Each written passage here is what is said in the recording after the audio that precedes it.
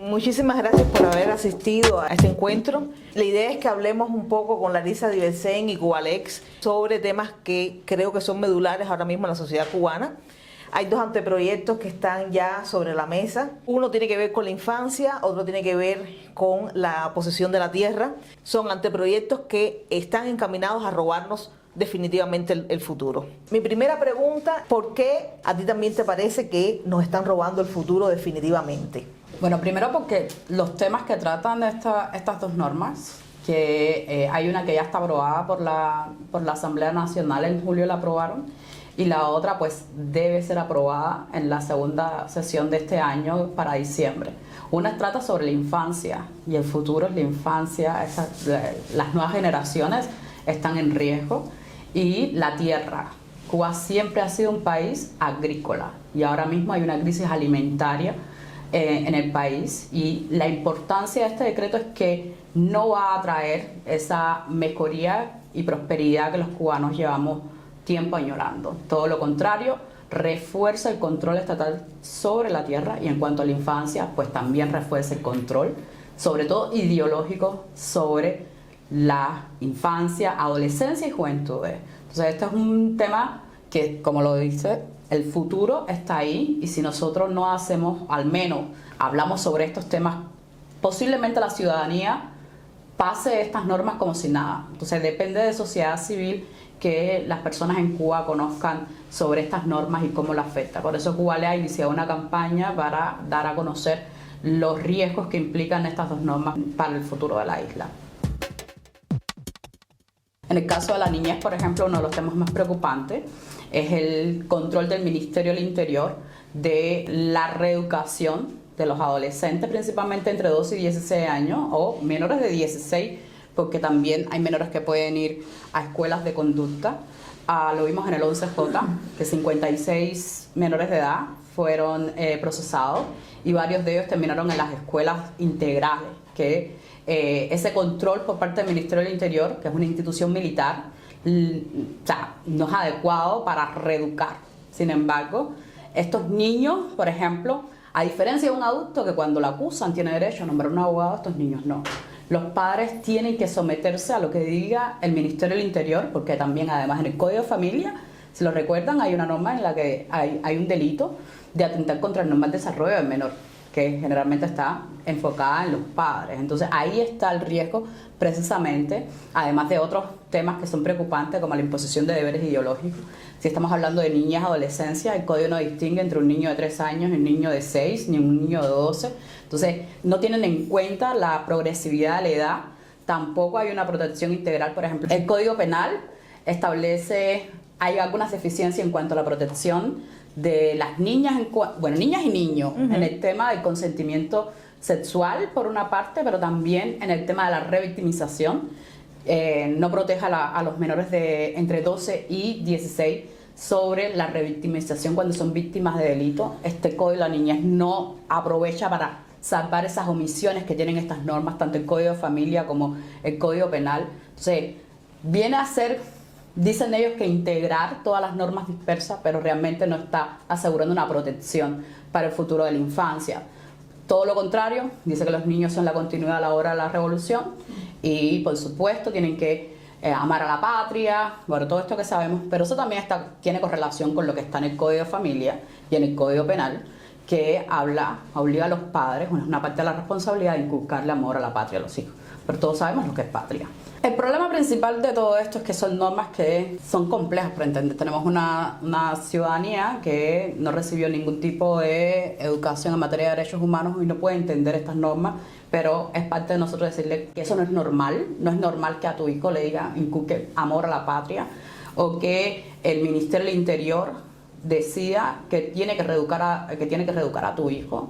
No es normal que tú no puedas, en caso de que el Estado decida que estás en conflicto con la ley penal, que eso más o menos el término, pero sabemos que fugarte de la escuela también pueden mandarte a la escuela de conducta. Eso no es un delito, eso no está criminalizado, sin embargo, lo consideran. O meterte en el patio del vecino a robar mango, que eso es parte de de la parte de hacer maldades de la infancia, que puede que no esté bien, pero no va para que termines en una escuela de reeducación. Quien escucha escuelas integrales pudiera pensar que va a ser una escuela donde van a recibir todo tipo de asignaturas y que va a ser una escuela con una estructura académica más integral, pero no, son las escuelas de conducta que hemos sabido de toda la vida, o sea, que hemos vivido y que además ha sido la espada de Damocles sobre las cabezas de los niños y de las infancias en Cuba históricamente. Esta parte del sistema de reeducación por el Ministerio del Interior viene desde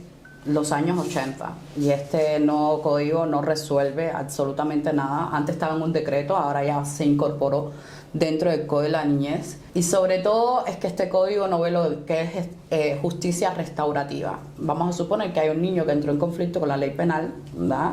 A los 16 años, no sé, una pandilla, cometió hurto, ya, porque está el hurto famélico, todo lo demás por las necesidades que hay. Poniendo un ejemplo hipotético, esto no se lleva a nivel comunitario, ¿no? A quién es la víctima, tratar de que no termine internado en un centro. La privación de la libertad debe ser el último recurso en estos casos, sino más bien que con ayuda de la comunidad, integrarlo a esa comunidad, y eso es lo que se llama justicia restaurativa, en la que presta servicio a la comunidad como parte de ese proceso. Eso no está en el nuevo código, y eso está la parte punitiva, en la que te interno, ya te privo del medio familiar tuyo, y además educado por militares, porque las escuelas de conducta lo que hay son militares, ¿no? El régimen que hay ahí es militar, quien te está enseñando es militar. Lo militar es obediencia de vida, no pienses, obedeces. Entonces ese es un punto en el que la sociedad cubana tiene que ponerse a reflexionar. Los niños, la juventud, las adolescencias es el futuro que tenemos ahora. La otra gran preocupación es el anteproyecto de la propiedad de la tierra, del uso de la tierra. Esta es la ley que al final va a terminar haciendo que ellos se apoderen de la isla entera. Lo que sucede con esto es que en 1976, cuando se dictó la primera constitución de esta tierra, lo que no era propiedad de los pequeños agricultores y las cooperativas era del Estado. O sea, el Estado en la constitución puso que era irrenunciable, inembargable y irreversible. O sea, una vez que pasa a propiedad del Estado, no puede volver a manos privadas. Vamos a decir que propiedad privada no puede volver a otro campesino. Por eso, después de una reforma agraria que supuestamente distribuyeron la tierra entre los que realmente la trabajaban, entre comillas, ya en 1980 ya el Estado era propietario del 80% de toda la tierra del país. Entonces, ese por ciento ha venido aumentando por dos razones. Primera, porque instituyó el decreto ley 125, que pone límites a la herencia de los pequeños propietarios, de los pequeños agricultores y las cooperativas. Así que si en tu familia nadie trabajaba directamente la tierra, creo que era por 5 años, hay un límite ahí, ha ido variando, no podías heredar la tierra. Si tu hijo se iba a estudiar a la universidad y no tenías alguien que trabajara la tierra, no podías dejársela en herencia. Y así poco a poco el Estado fue llegando, además que tiene el derecho de tanteo y retracto. Es decir, si tú vas a vender tu propiedad, el Estado tiene el derecho preferente de comprar esa tierra. Al día de hoy, lo que vemos es que el Estado ya tiene más del 80%, tenía el 82% según datos aislados que uno va obteniendo.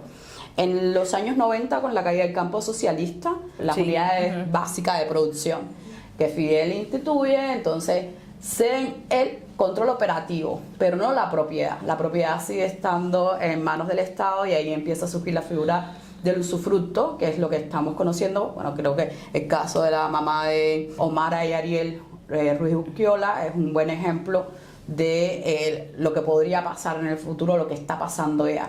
Y en términos de propiedad, el 20% son los pequeños agricultores y las cooperativas de producción agropecuaria, la CPA, que también tienen limitaciones en cuanto a que una vez que tú integres a la tierra, ahí no puedes ya sacarla, ni tampoco pueden adquirirla. Siempre el Estado va a tener el derecho de tanteo, que es comprar de manera preferente en caso de que algunos de ellos decidan vender la tierra.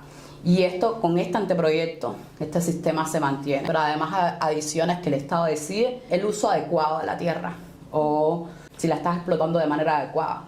El hecho está en que el Estado sigue decidiendo si tú, por ejemplo, vendes, divides, Si necesitas invertir en tu tierra, por ejemplo, para comprar maquinaria, para mejorar, invertir, el Estado pues no te deja hipotecar. Y eso es parte de la tierra, es un valor. Entonces, a pesar de que el Estado es el dueño del sistema financiero, es el que controla el sistema financiero, no te da derecho a crédito, no puedes hipotecar, no puedes vender o vendérsela solo al Estado. Entonces el mercado inmobiliario, el mercado de la tierra está totalmente bajo control del Estado. Es el Estado que decide, pero si viene ahora abierto a, creo que usufructo, a empresas extranjeras, que fue una de las primeras noticias que salieron como en febrero de este año, ¿no? Que está pensando en que otras personas, otros países puedan coger en usufructo parte de la tierra, pero sin garantía y sin seguridad jurídica es imposible. No va a haber incentivo para que los que hoy son propietarios, ese 20%, sigan produciendo si no pueden invertir o no tienen garantía a quién dejarle su tierra. Tú dices, esto es mío, pero se lo quiero dejar a mis hijos, pues tú lo estás trabajando. Siembras árboles, las bienes, churías. El usufructo es el riesgo que tú tienes, el uso y la disposición. Y es un contrato que tiene el Estado, decide por qué tiempo, y cuando termine el tiempo decide si te renuevo o no. ¿Qué garantías tú tienes ahí? Ser campesinado, tú no le dejas hipotecar o tener crédito para poder invertir. Es evidente de que, y está abierto a la inversión, el extranjero que si tiene plata que puede invertir, pues evidentemente al final del tiempo va a ser, y Cuba es un país agrícola. Y tú eres el propietario, el 80% de la tierra. Hoy empieza de manera discreta, pero dentro de unos años la mayoría de la tierra va a estar explotada por empresas extranjeras, que son las que tienen dinero para invertir y tener mejores producciones. Y a los que el Estado sí le va a dar garantía. Al campesinado no se la está dando ahora con esta nueva ley. ¿Y qué pasa con las esposas de esos campesinos que están viviendo en esa tierra, pero quizás no la trabajan directamente? Ese es uno de los problemas también de la norma, que usa términos que no son claros. ¿Quién determina cuál es el uso debido de la tierra o quién la trabaja directamente? Porque puede ser el caso de la esposa que no trabaja la tierra, pero hace la mermelada y vende la mermelada, ¿no? Y en la CEDAW el Estado reconoció que el 80% de las mujeres rurales en Cuba hacen trabajo no remunerado. Ya no son propietarias y tampoco reciben plata por lo que hacen. Y esta norma no viene a resolver incluso una recomendación directa que le hicieron en la CEDAW. Eso por una parte, además de la deuda histórica, la mayoría de las personas afrodescendientes en el campo no son propietarios como pequeños agricultores, sino como trabajo o usufructuario, que es el otro término. Pero el usufructo tiene una diferencia a la propiedad. La propiedad, tú tienes tres derechos básicos: el uso, el disfrute y la disposición. La disposición es vender, hipotecar, permutar, hacer actos de disposición. El usufructo es uso y disfrute, lo dice la palabra, usufructo. No tienes disposición, la disposición siempre la tiene el Estado, que sabemos, 80% de la tierra y la mayoría de la tierra en Cuba hoy está en condiciones paupérrimas. O sea, no hay derecho tampoco a establecer una querella legal. Exacto. El Ministerio de Justicia es juez, regulador, es juez y parte. Establece las normas, establece cuáles son las regulaciones, quién toma las decisiones. Entonces, el tribunal es algo ya extraordinario, excepcional, ya cuando tú estás totalmente agotado, ¿no? De ir por todo. Sí, toda la nomenclatura burocrática que existe en Cuba. Entonces, eso es una violación de un derecho humano. Cualquier decisión de las autoridades que te afecta, tú tienes que tener un recurso judicial. Y eso no lo garantiza tampoco este anteproyecto. Y esta es otra de las preocupaciones. Pero sobre todo el tema de la irreversibilidad de la propiedad. Después que tú llegaste y te reforma agraria para que la trabajes, te convertiste en el mayor latifundista del país y tienes el derecho de hacer con la tierra. Y hoy tenemos problemas de seguridad alimentaria. El fondo del asunto es que la gente produzca la tierra. Pero si yo ahora mismo estoy viendo y digo, bueno, la alimentación en Cuba es lo que da, y voy a comprar un pedazo de tierra y me voy a poner a producir. Tú no puedes comprar un pedazo de tierra como ciudadano. Entonces, esta ley el anteproyecto de ley va contra eso, va contra el derecho de propiedad, va contra el derecho a la alimentación, a obtener ingresos que te permitan vivir una vida digna. En Cuba hoy se vive sin dignidad, precisamente porque el Estado está controlando todo, cada espacio. Y entonces vamos a hablar del tercer tema que nos trajo acá, que es un poco como hacer incidencia con estos temas. Hay varios factores ahí. Uno es, primero, cómo la Unión Europea nos percibe a nosotros como organizaciones de la sociedad civil. Ahí hay bastante estereotipos y perjuicios. Y otra es la insistencia de un canal de comunicación que ha venido, bueno, para nosotros sigue siendo mano blanda, en la que ha puesto en una posición de privilegio al gobierno cubano, a punto de decidir de vetar organizaciones que participen en procesos de diálogo, excluyendo organizaciones de la sociedad civil. Y siempre recibimos la misma respuesta cuando hablamos. Exclusión es discriminación. La Unión Europea está, el gobierno cubano nos discrimina y Unión Europea nos está apoyando. Ese mensaje es claro. Nosotros en varias reuniones, yo creo que ya llevamos varios años insistiendo en que nos están excluyendo del diálogo, pero siempre recibimos la misma respuesta. Entonces pasa un poco, y es mi percepción acá, ¿no?, de que podemos decir que la Unión Europea, por mantener este canal de comunicación en el que si ellos hacen un poco de presión, el gobierno da 2 libretazos en la mesa, hace lo mismo que hicieron, el chancleteo, forma un poco de bulla, se levanta y se va, y se cerró el canal de comunicación. La pregunta está, ¿quién tiene que perder acá? Tiene que perder el gobierno cubano. Entonces, ahí está el punto en el que nosotros también tenemos que también cambiar la estrategia.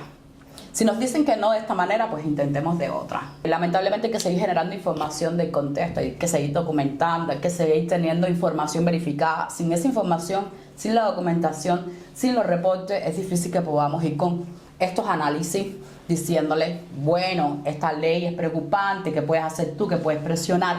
Pero hay que buscar caminos y sobre todo entender cuál es el mecanismo, ¿no? La insistencia del canal de comunicación es una de las cosas que más me llama la atención, y sobre todo tenemos que empezar a llamar las cosas por su nombre. Esta exclusión que tenemos ahora del diálogo, por ejemplo, es una forma de discriminación, y hay que decirlo claro, la Unión Europea nos está discriminando, el Estado nos gobierna y ella secunda, por tanto también es parte, aunque sea un lenguaje poco duro, pero es la realidad, no se puede ocultar.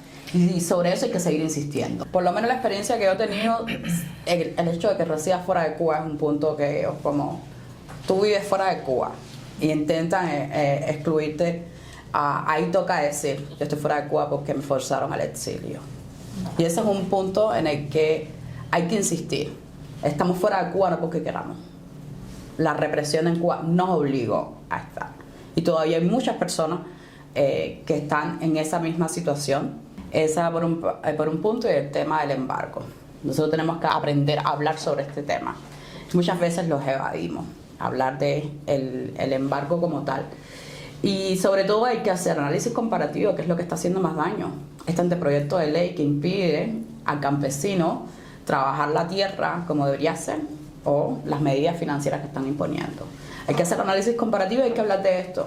No hay justificación en una norma externa para violar derechos humanos, para que tú pongas 10 años de prisión de libertad a una persona por publicar un post en redes sociales, como pasó con Alexandre Bertesia. O sea, hay que hablar de eso y explicarles a ellos, esto que tú estás diciendo afecta de manera financiera, pero la seguridad jurídica, por ejemplo, de la tierra, que tú le impidas al campesino invertir y obtener crédito, es mucho más fuerte que lo que pueda estar haciendo lo que el impacto en la familia. Es mucho más crudo que lo que puede hacer el tarifazo. El tarifazo realmente, el objetivo es impedir que la gente vaya a redes sociales. Entonces, estamos fuera de Cuba, no porque queremos, sino porque nos obligaron, nos forzaron a exiliarnos. 2, el tema del embargo hay que empezar a tratarlo. Pero sobre todo explicar por qué hace más daño todas las normas internas que está adoptando el Estado y seguir haciendo incidencia. Sobre todo, la Unión Europea no tiene mucha información. Insiste en tener un canal de comunicación sin tener información, y la única forma que puede tener información para hacer seguimiento de la situación en Cuba es teniendo relación directa y continua con organizaciones de la sociedad civil, y eso ahora mismo no está pasando. O sea, es importante que las organizaciones que están acá, no sé, cada 3, 6 meses envíen esos informes directamente Ellos dicen que tienen canales de comunicación abiertos, que ellos están dispuestos a recibir toda la información, pues aprovechemos esos espacios. Y sobre todo empezar a conocer los mecanismos que hay, por ejemplo, lo que fuimos CEDAW, examen periódico universal, ocurre cada 4 años y medio, pero estar presente también en esos escenarios es importante. Por ejemplo, para la Unión Europea, en el tercer diálogo, que fue en 2023, el examen periódico era fundamental. Y una de lo que le exigió, o sea, fundamental de que el Estado aceptara las recomendaciones que le hicieran los países de la Unión Europea. Hay varios países que recomendaron la ley integral contra la violencia de género y el Estado anotó, dijo, no me voy a comprometer. Eso es un incumplimiento, porque tú te comprometiste antes incluso de que pasara el examen periódico universal a adoptar una ley, a cumplir con todas las recomendaciones, o por lo menos hacer lo posible por las recomendaciones que te hicieran los países europeos. Y cuando llegue el momento, después del diálogo, pues ya, no lo voy a anotar. Anotarlo en el examen periódico universal significa escribirlo en el hielo. Listo, no lo voy a hacer, ¿no? Esa es una forma, sin decir que hay muchas, todas las que tenían que ver con libertad de expresión, derecho de asociación, presos políticos, las negó completamente, y fueron muchas de las que hicieron los países europeos. Entonces, también hacer un poco de seguimiento sobre esos temas e informar a ellos, porque pasa lo mismo, estas instituciones no tienen la capacidad de tener personas en el terreno verificando. Nosotros estamos ahí en constante, sí tenemos esa información, y es importante hacérsela llegar a ellos.